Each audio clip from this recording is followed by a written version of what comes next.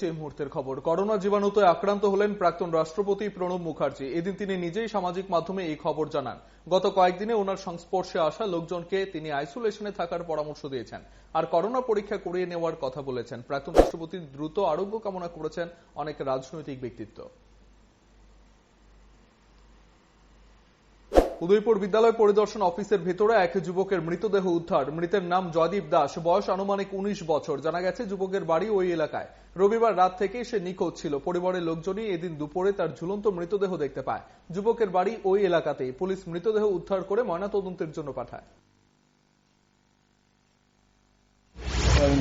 আমি ব্যক্তিগতভাবে কিছু জানি না। আচ্ছা, বয়সটা কত হয়? আপনার কি হয়? আমার বড় ভাই ছেলে। সমস্যা আছে কেন? বাবা কি করে? বাবা পরে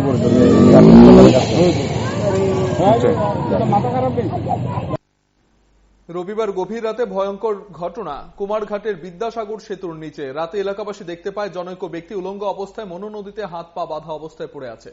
তারা দৌড়ে গিয়ে সেই ব্যক্তিকে উদ্ধার করেন। জানা গেছে ওই ব্যক্তির নাম বাপি ঘোষ। তার বাড়ি আগরতলা নরসিংগড় এলাকায়। পেশায় তিনি গাড়ি চালক। বাপি ঘোষ অভিযোগ করেন তার গাড়ির মালিক গৌতম দে এবং আরো কয়েকজন মিলে তাকে হাত পা বেঁধে জলে ফেলে দিয়েছিল।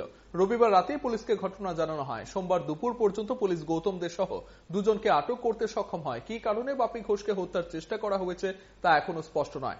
যদি এলাকাবাসী রাতে ঘটনাটি টের না পেতেন তাহলে বাপি ঘোষের বেঁচে থাকা খুবই কষ্টকর হতো, এমনটাই বক্তব্য স্থানীয়দের।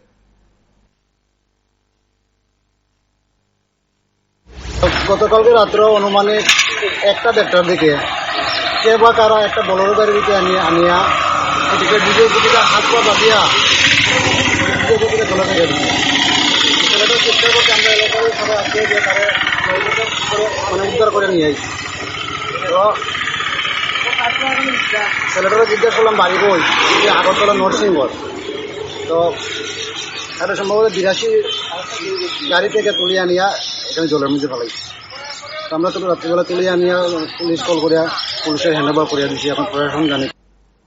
আবারও গন্ডাছড়ায় দুঃসাহসিক চুরির ঘটনা। এবার ঘটনা একেবারে প্রকাশ্য দিবালোকে। বেলা 12টা নাগাদ গন্ডাছড়া নারায়ণপুর এডিসি ভিলেজের দেবনাথ পাড়ার রতনশীলের বাড়িতে ওই সময় কেউই ছিলেন না। পাড়ার এক আত্মীয় বাড়িতে বিয়ে অনুষ্ঠানে গিয়েছিলেন পরিবারের সদস্যরা। এই সুযোগে চোরের দল তাদের বাড়িতে ঢুকে সব স্বর্ণালঙ্কার চুরি করে নিয়ে যায়। জানালার রড ভেঙে চোরেরা ঘরের ভেতরে প্রবেশ করেছিল। দিন দুপুরে এই চুরির ঘটনা জানাজানি হতেই আতঙ্ক ছড়িয়ে পড়ে। গন্ডাছড়া থানার পুলিশ ঘটনাস্থলে গিয়ে তদন্ত চালিয়ে যাচ্ছে। এদিকে ক্ষতিগ্রস্ত পরিবারের লোকজন এই চুরির ঘটনায় কান্নায় ভেঙে পড়েন। আমার ভাইপুতের বিয়ের মধ্যে বৌবাতে গেছি, বউয়ের কাছে গাহিয়া নেয়। আমাকে একটু দেরি করে আমি যাবো। যাওয়ার পর মনে ঘন্টা 8 ঘন্টা হয়েছে। এরপরে পরবর্তী বউ ওরা বাড়িতে এসে আয়া দেখে আমার দরজা জানালা খোলা, রড ভাঙ্গা লেছে, চুকিতে চাবি খুললা। এরপর আমার সোনার সেটটা আংটিটা ফলার আসলো, স্বপ্ন বাদলাই আসলো, এটি খাটের তলে মেলু করে ফেলাই দিছি। কাগজপত্র সবকিছু ফেলাই দিয়ে গেছে, আর হেঁটে নিতে পারছে না। দিনের বেলাও এইভাবে চুরি হয়ে গেল একটা। তারপর জানালা ভাঙছে, জানালা ভেঙেছে ঘরে ঢুকিয়া শোকেসের সবই নিছে। শোকেস খুললে বলতে একটা চেন আর একটা রিং লয়ে গেল, যেটা তারা আমার কাছে অভিযোগ করলো। তখন যে লোকটা যেভাবে ঢুকছে, কিন্তু এতে বোঝা যাইছে তারা খুব বন্ধুত্ব হইতে পারে। একটি পা হারালেও গত 4 বছর ধরে ভাতা জুটল না এক বৃদ্ধের। চড়িলামের আড়ালিয়া এলাকার বাসিন্দা শহীদ মিয়া। তার বয়স আনুমানিক 64 বছর। 4 বছর আগে 2 ছেলের ঝগড়া থামাতে গিয়ে এক ছেলের দায়ের কোপ লাগে শহীদ মিয়ার পায়ে।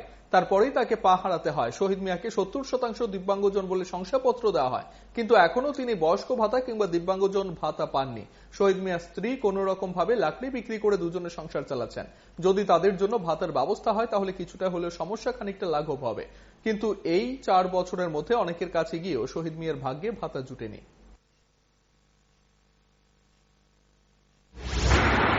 ছেলের গগারাগুলো ওরা তো যাওয়ালে বিছনাথ কেমনে চলেন সংসার? এই চলি টুকটাক খাইলে ঈদের কাজ করি, নাইলে নাই।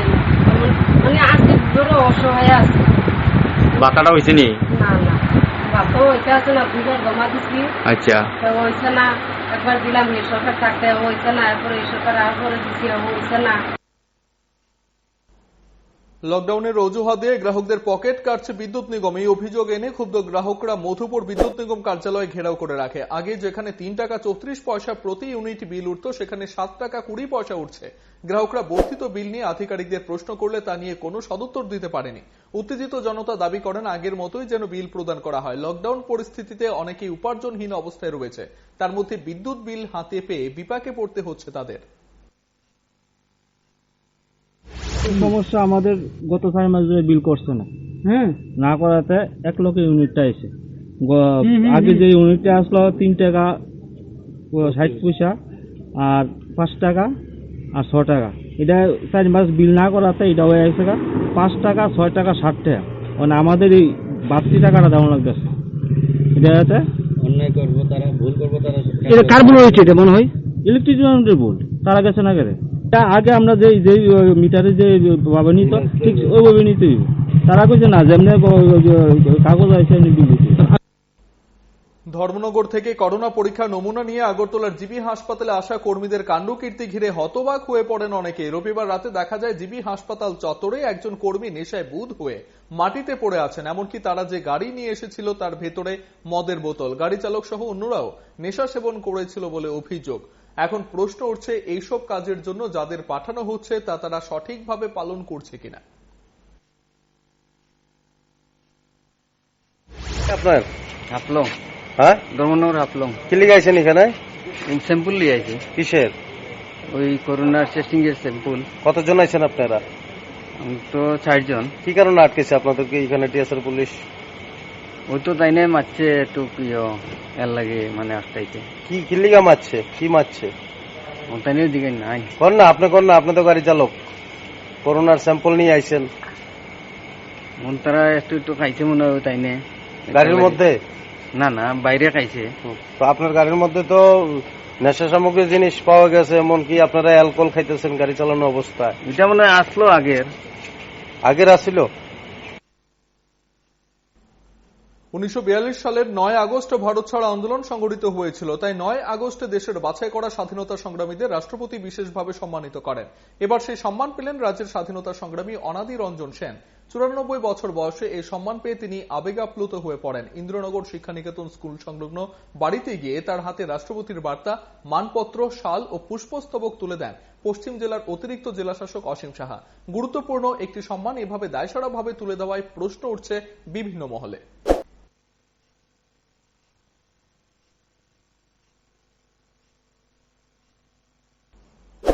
গত শনিবার উদয়পুরের রায়াবাড়ি মধ্য মুসলিম পাড়ায় উচ্ছেদের নোটিশ ঘিরে স্থানীয়রা বিধায়ক রামপদ জমাতিয়ার দিকে অভিযোগের তীর ছুড়ে বিক্ষোভ দেখিয়েছিলেন।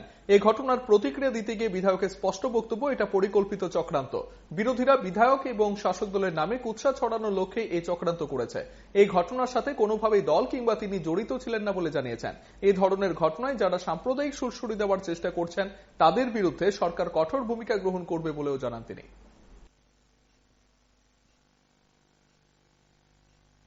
এবার দিন রায়াবাড়িতে যে দুপুরে একটা ঘটনা হয়েছিল জমি সংক্রান্ত নিয়ে, ওইখানে রায়াবাড়ি গৌতমী পাড়ার জমাতিয়াদের এবং ওইখানে মুসলিম মধ্যপাড়া তাদের মধ্যে যে হয়েছিল, ওইখানে আমি নিজে ছিলাম না, অথচ আমার নামে আমাদের পার্টি এবং আমার ভাবমূর্তিকে নষ্ট করার জন্য এটা চক্রান্ত, আমার নামে বদনাম করা হয়েছে। আমি নাকি ওইখানে আমার কারণে নাকি ওইখানে তাদের এই যে জমি সংক্রান্ত বিবাদ হচ্ছে এবং আমি নাকি তাদেরকে বাংলাদেশি বলে দিয়েছে, এরকম ধরনের একটা ওইখানে প্রচার হয়েছে, বিভিন্ন নিউজ চ্যানেলে যা হয়েছে। আসলে এই ঘটনাটাকে অন্যভাবে রং দেওয়ার জন্য চেষ্টা চলছে, বিশেষ করে সাম্প্রদায়িক সম্প্রীতি নষ্ট করার জন্য চেষ্টা চলছে। বিপ্লব দেবজি আছেন, তেমনি কেন্দ্রে মোদীজি আছেন, এখানে কখনো দাঙ্গা হতে দেওয়া হবে না এবং আগের সেই পরিস্থিতি আমরা হতে দেব না। শ্রাবণ মাস ভগবান শিবের জন্ম মাস, তাই প্রতি বছর এই মাসব্যাপী মহিলা পুরুষ সবাই শিবের আরাধনা করেন। বিশেষ করে এই মাসের প্রতি সোমবারে মন্দিরে এসে পুজো দেওয়া হয়। এদিনও শহরের মন্দিরগুলোতে স্বল্প সংখ্যক করে হলেও এখনো ভক্ত পুজো দিয়েছেন। মহিলারা জানান সবার মঙ্গল কামনায় পুজো দিয়েছেন।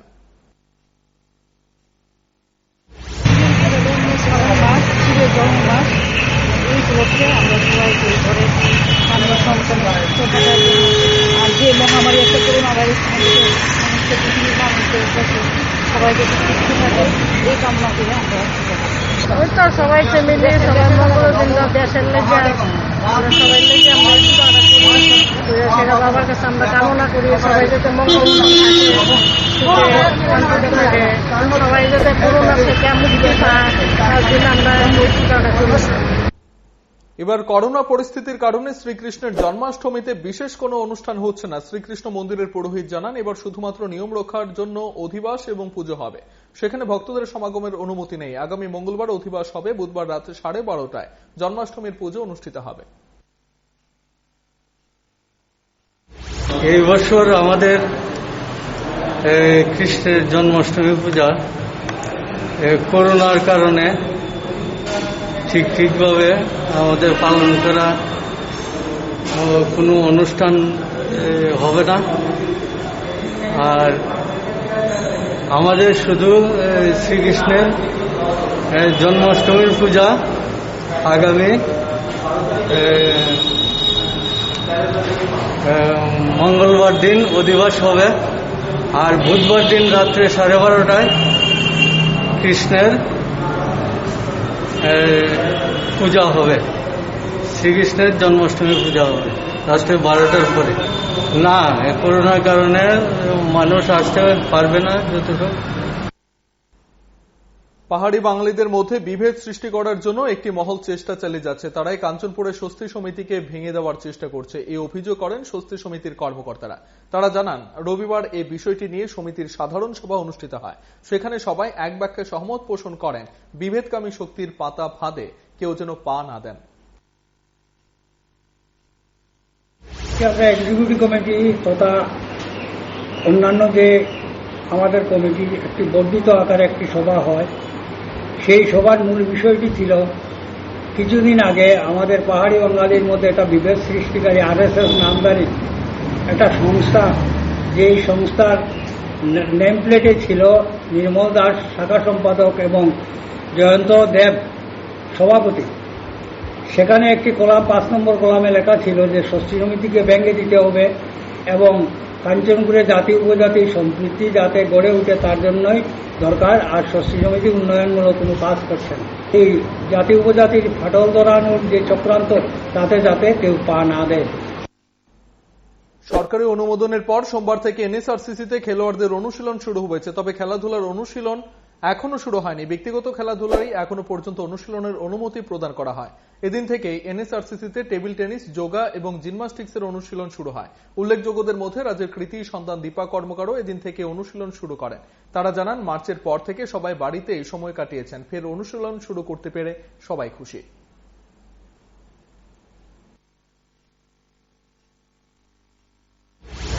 সত্যি আজকে আমরা প্রায় মার্চের 16 তারিখে জিম আমরা লাস্ট এসেছিলাম, তারপর আজকে আসা মানে সত্যি আমি খুব আনন্দিত এবং খুব খুশি। আমি অসংখ্য ধন্যবাদ জানাই স্টেট গভর্নমেন্টকে এবং সেন্ট্রাল গভর্নমেন্টকে যে আমাদের পারমিশন দিয়েছে প্র্যাকটিস করার জন্য। কারণ যারা স্পোর্টস পার্সন এবং আপনারা বুঝতে পারেন, যখন আমরা জিম থেকে বাইরে থাকি, বাড়িতে লাস্ট 5.5 মান্থ ধরে আমি বাড়িতে ছিলাম এবং পুরো মানে বাড়িতে অনলাইনে ক্লাস করিয়েছি আমাদের স্যার নন্দী স্যার। যে ফিটনেস যেটা থাকে সেটা মানে যাতে খারাপ না, এতদিন পরে এসে জিমে পুরো নতুন না লাগে সেটার জন্য।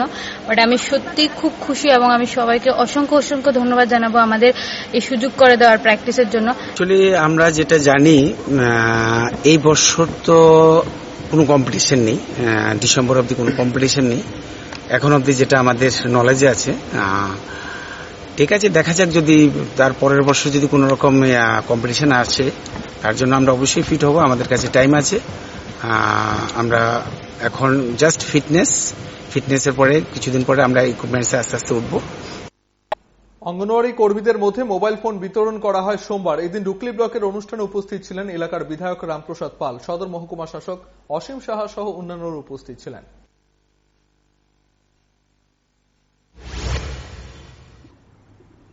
ওনার চিন্তা ভাবনায় একটা জিনিস স্পষ্ট ওনার সামনে এসেছে, যদি আমরা ডিজিটাল ইন্ডিয়া, ডেভেলপমেন্ট ইন্ডিয়া যদি আমরা বানাতে চাই, তাহলে আমাদের সর্বপ্রথম দরকার আমার এই দেশের 135 কোটি মানুষকে আমার ডেভেলপ করতে হবে সর্বপ্রথম।